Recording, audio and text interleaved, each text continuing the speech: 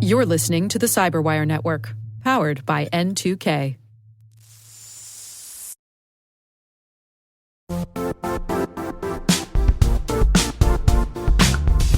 Are you ready for AI in cybersecurity? Demand for these skills is growing exponentially for cybersecurity professionals. It's why CompTIA, the largest vendor-neutral certification authority, is developing SecAI Plus.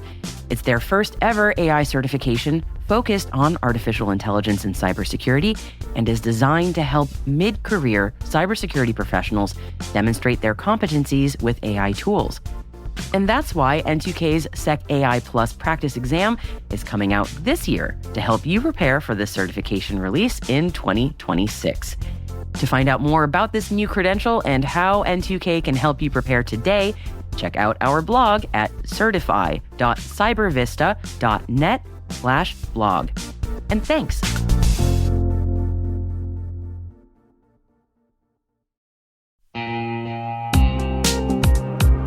At Thales, they know cybersecurity can be tough and you can't protect everything. But with Thales, you can secure what matters most. With Thales's industry-leading platforms, you can protect critical applications, data, and identities, anywhere and at scale with the highest ROI. That's why the most trusted brands and largest banks, retailers, and healthcare companies in the world rely on Thales to protect what matters most: applications, data, and identity. That's Thales. Thales. Learn more at thalesgroup.com/cyber.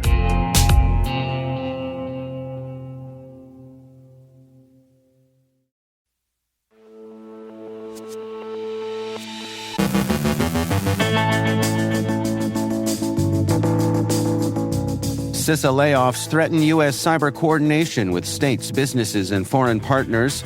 Google issues its second emergency Chrome update in a week and puts Privacy Sandbox out of its misery. OpenAI's new browser proves vulnerable to indirect prompt injection. SpaceX disables Starlink devices used by scam compounds. Reddit sues alleged data scrapers. Blue Cross Blue Shield of Montana suffers a data breach. A new Android infostealer abuses termux to exfiltrate data. Iran's MuddyWater deploys a wide-ranging Middle East espionage campaign. We're joined by Lauren Zabierek and Camille Stewart Gloster discussing the next evolution of Share the Mic in cyber. And when customer service fails, try human resources.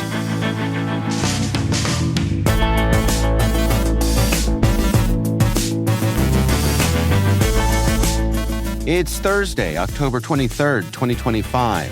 I'm Dave Bittner, and this is your CyberWire Intel Briefing.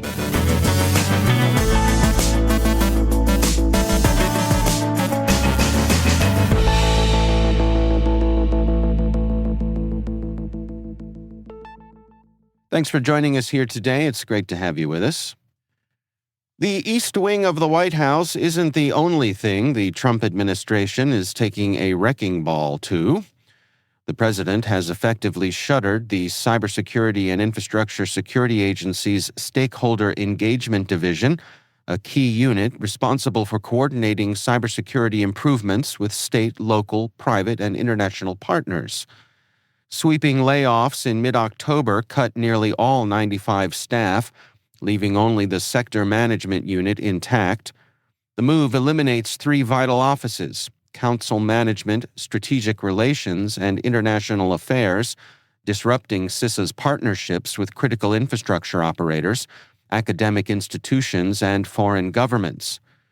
Experts warn the cuts will erode trust, reduce situational awareness, and weaken collaboration mechanisms essential for defending sectors such as healthcare, energy, and telecommunications.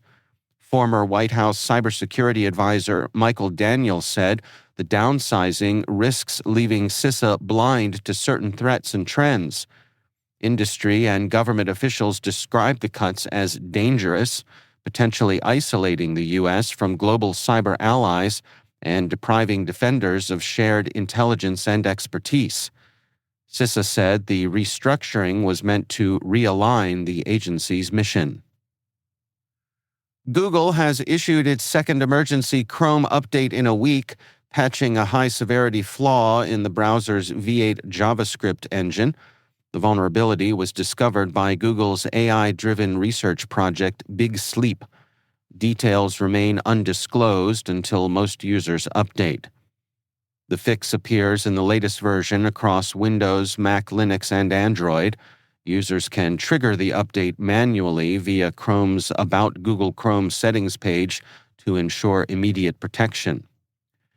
Elsewhere, Google has officially ended its long-delayed Privacy Sandbox project, abandoning plans to replace third-party cookies with privacy-focused ad technologies. The company will retire 10 remaining Sandbox APIs. Citing complexity, poor adoption, and regulatory pressure, Google will instead maintain cookies alongside limited privacy tools like Chips and FedCM. The move restores short-term ad stability, but highlights the industry's continued lack of viable privacy-safe alternatives. OpenAI's new Atlas browser has been found vulnerable to indirect prompt injection, a technique where malicious instructions hidden in web content trick AI agents into unintended actions. Brave Software's report this week confirmed the flaw as a systemic problem across AI-powered browsers like Perplexity's Comet and Felu. While Atlas resisted some tests, researchers still demonstrated successful injections using Google Docs, prompting Atlas to output manipulated text.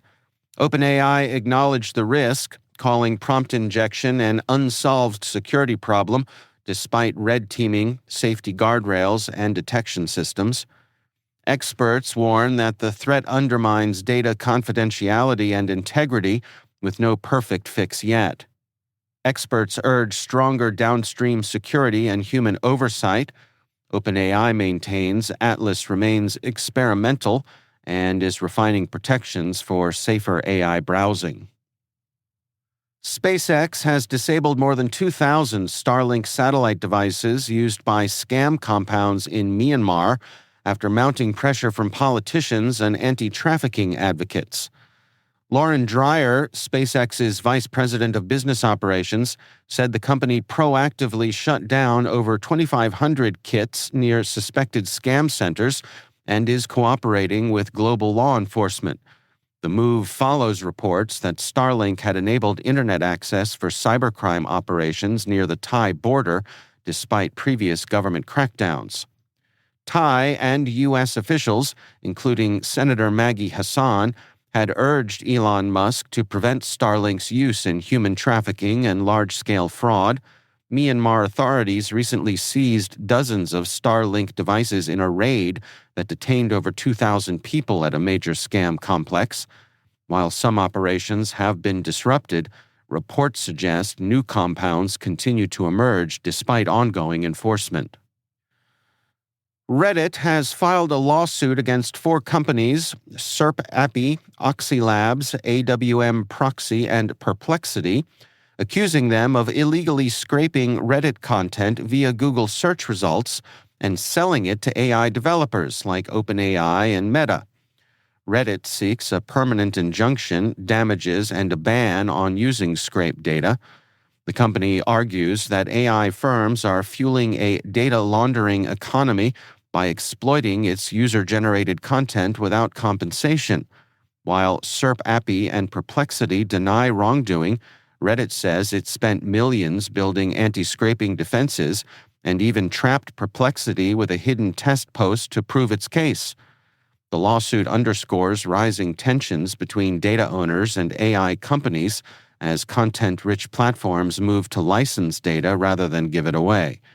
Reddit already has paid deals with Google and OpenAI. Blue Cross Blue Shield of Montana is under investigation after a data breach exposed personal and medical information for up to 462,000 residents. The breach, spanning November 2024 through March of this year, may have compromised names, addresses, and billing data.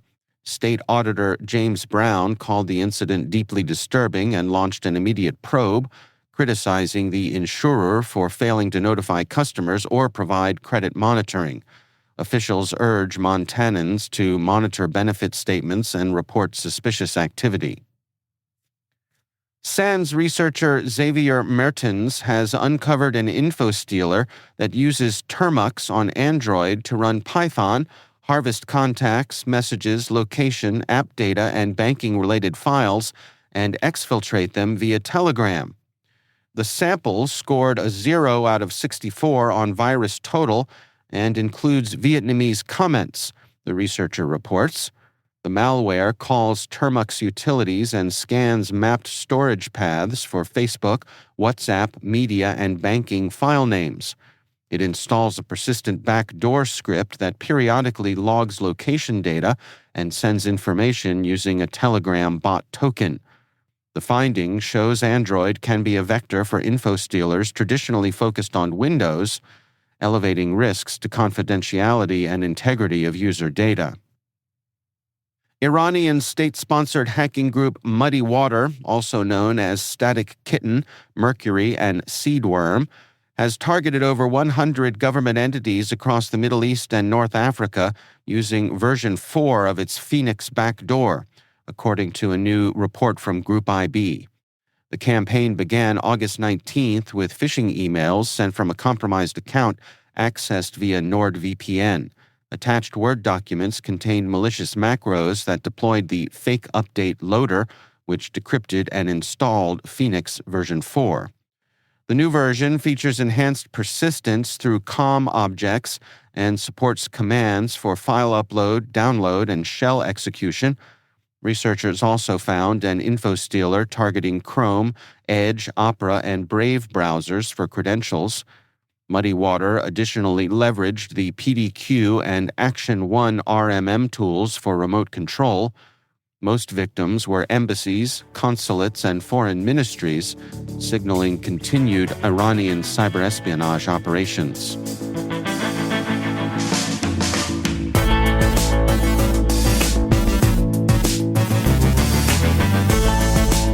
Coming up after the break, Lauren Zabierek and Camille Stewart Gloster have the latest on Share the Mic in Cyber.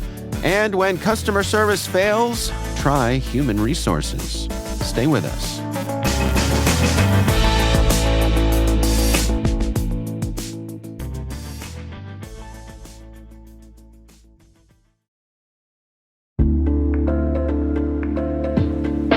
What's your 2 a.m. security worry? Is it, do I have the right controls in place? Maybe, are my vendors secure? Or the one that really keeps you up at night, how do I get out from under these old tools and manual processes? That's where Vanta comes in. Vanta automates the manual work so you can stop sweating over spreadsheets, chasing audit evidence, and filling out endless questionnaires. Their trust management platform continuously monitors your systems, centralizes your data, and simplifies your security at scale. And it fits right into your workflows, using AI to streamline evidence collection, flag risks, and keep your program audit ready, all the time. With Vanta, you get everything you need to move faster, scale confidently, and finally, get back to sleep. Get started at vanta.com/cyber. That's VANTA.com/cyber.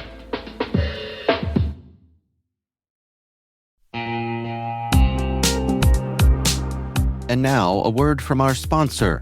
The Johns Hopkins University Information Security Institute is seeking qualified applicants for its innovative Master of Science in Security Informatics degree program.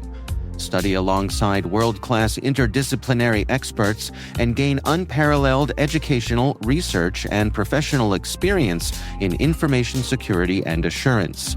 Interested U.S. citizens should consider the Department of Defense's Cyber Service Academy program, which covers tuition, textbooks, and a laptop, as well as providing a $34,000 additional annual stipend. Apply for the fall 2026 semester and for this scholarship by February 28th. Learn more at cs.jhu.edu/MSSI.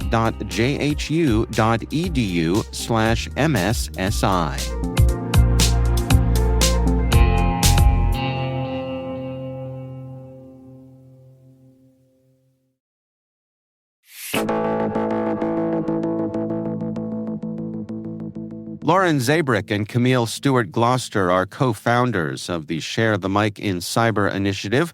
I recently caught up with them for the latest on the next evolution of that initiative. Well, Camille, Lauren, it's so great to have both of you back. We go back quite a ways with Share the Mic in Cyber. Before we dig into some of the exciting changes that you're going to share with our audience today, can we look back at some of the history of this initiative? Camille, let me start with you. Yes. First of all, thanks for having us. Share the Mic in Cyber started in 2020. It was launched to respond to an urgent need from the cyber community to be a collaborator, an ally, an open ecosystem that welcomed all members of the cyber community in response to the tragedies, the murders that were happening in the Black community. And it started with a social media campaign where allies were giving their platforms to Black practitioners and an exchange of dialogue and insights on how different communities were experiencing the cyber ecosystem became very clear and really honed this robust community that we have continued to cultivate and grow.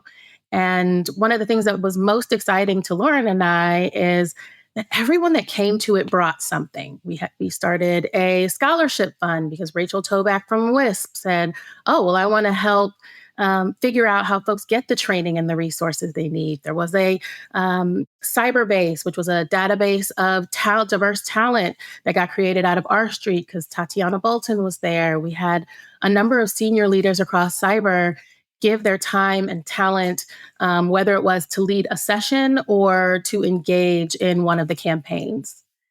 And our goal is always to be responsive to the needs of the moment. And so it evolved to a fellowship that we partnered with New America on. And that fellowship really focused on research, both in the technical spaces and in the policy space, with some professional development for mid-career talent. And we spent the last 3 years focused on those candidates who came through the fellowship, as well as continuing to hone the original community. Lauren, you've been involved with this really from the get-go. What motivated you to share your time with this program? At that moment in 2020, I remember when I was serving as the executive director of the cyber project at the Belfer Center, it really struck me that I now had a platform. And to me, that also came with a lot of responsibility.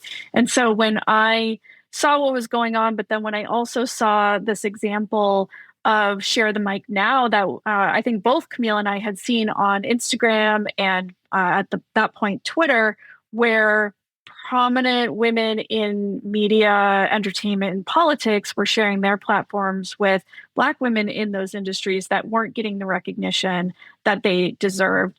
And so I saw that and I thought, oh my gosh, this could really work, I think, in the cybersecurity community. And at the same time, Camille was having the same thoughts. And, I love our story because I saw her post on Twitter.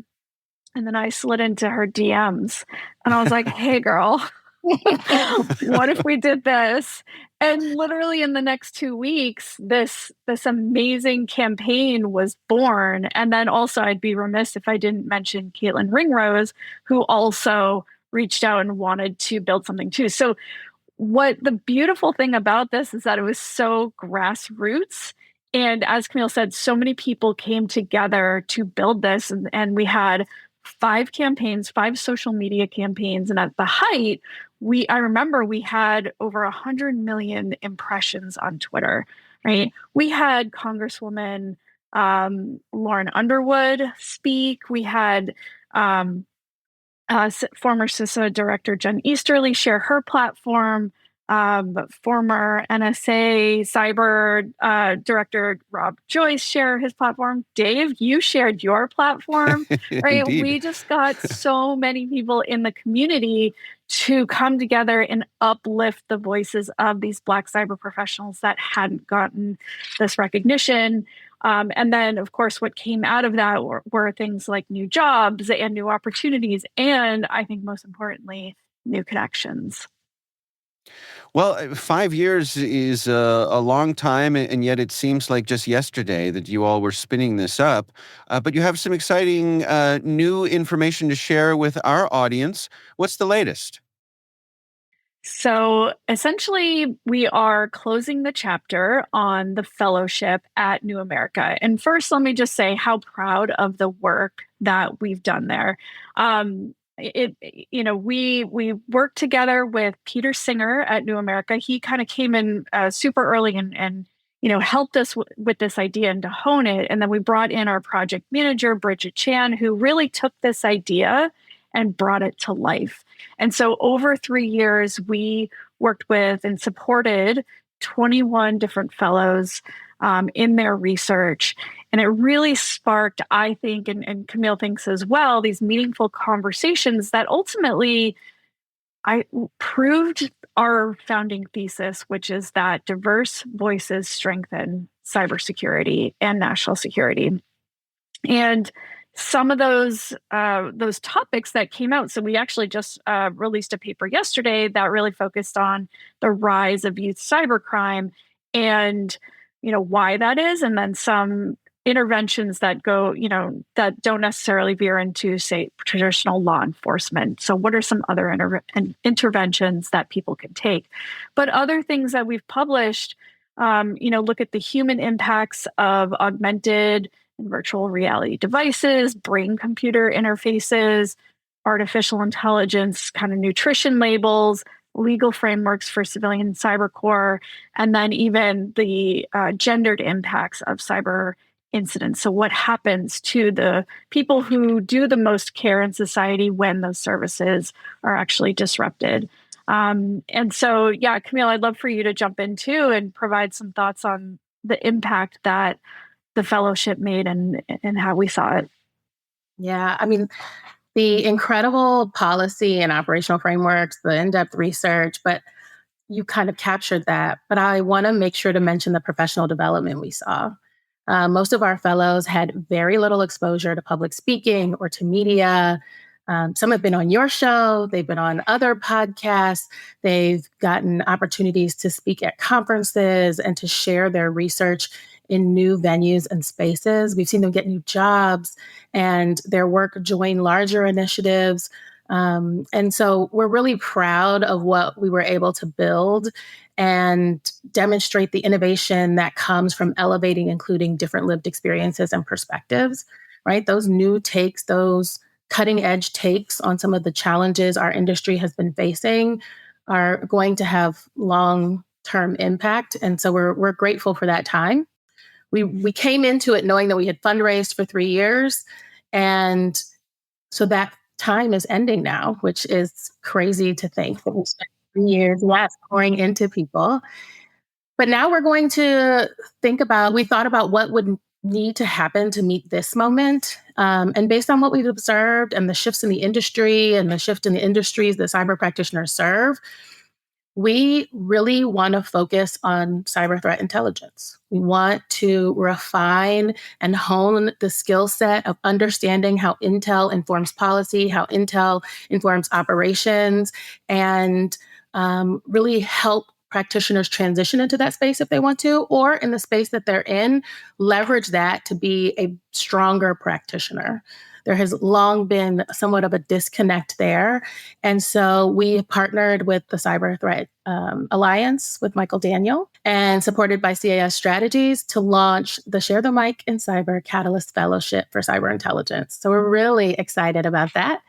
And more information to come on how to apply, but we want to put it out there because this is kind of returning to our grassroots roots. And we are pulling this together with community members. They will host the professional development sessions. They will host some of the other content that goes into investing in the fellows, while CTA and the member companies will collaborate with these fellows to produce analytic products and host webinars and things like that. Yeah, and I'll say from my perspective too that I'm particularly excited about this. Obviously, I've been very excited about the other iterations too, as someone who's into cyber policy and things like that. But going back to my roots, as a former intelligence analyst, as someone who is literally on the front lines developing actionable insights and information to drive operations, this is actually really cool. So I'm super excited about it, and we hope that the rest of the community is really excited about it and might offer their support, whether it's financial support. We would love if any companies or individuals are interested in supporting this initiative, but also if you have skills that you want to share with the community, such as analytic tradecraft and writing, things like that, so that we can really just pour this development into the fellows in order to help them with, say, job transitions or growing in their current careers. Because that's the whole point of this, is to help people, and especially in this particular environment. Well, I think it's fair to say that the need is as great as ever. As you mentioned, Camille, this particular moment brings its own particular challenges. And I wish you both the best, and glad to be a continued part of it. Thank you so much, Dave. That's Lauren Zabierek and Camille Stewart Gloster from Share the Mic in Cyber. We'll have a link to their organization in the show notes.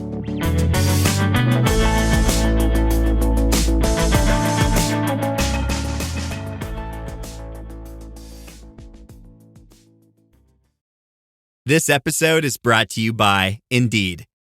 When your computer breaks, you don't wait for it to magically start working again. You fix the problem. So why wait to hire the people your company desperately needs? Use Indeed's sponsored jobs to hire top talent fast. And even better, you only pay for results. There's no need to wait. Speed up your hiring with a $75 sponsored job credit at Indeed.com/podcast. Terms and conditions apply. Hey, the vibes are slipping. I think it's time to bring out the Velveeta shells and cheese. The holidays are a time to go all in on indulgence. Headline your meals with the rich, creamy meltiness of Velveeta shells and cheese and satisfy your holiday cravings like no other. Bring that main course energy to your side dish. Celebrate extra with Velveeta these holidays.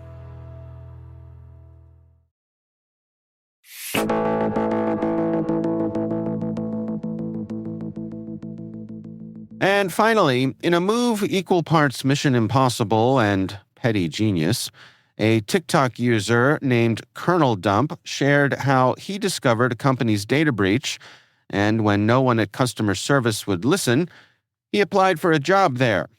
After breezing through multiple interviews, he finally sat down with the Chief Information Security Officer, who cheerily asked what drew him to the company.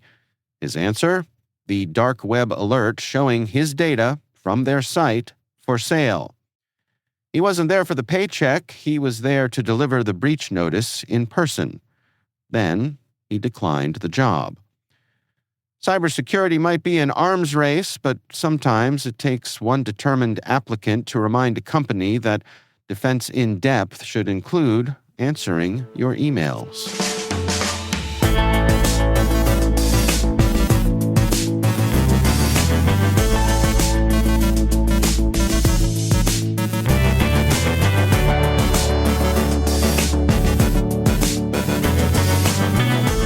And that's the CyberWire. For links to all of today's stories, check out our daily briefing at thecyberwire.com. We'd love to know what you think of this podcast.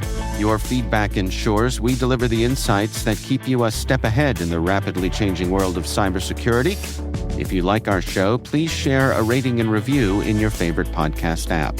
Please also fill out the survey in the show notes or send an email to cyberwire@n2k.com. N2K's senior producer is Alice Carruth. Our CyberWire producer is Liz Stokes. We're mixed by Trey Hester with original music by Elliot Peltzman. Our executive producer is Jennifer Iben. Peter Kilpie is our publisher, and I'm Dave Bittner. Thanks for listening. We'll see you back here tomorrow.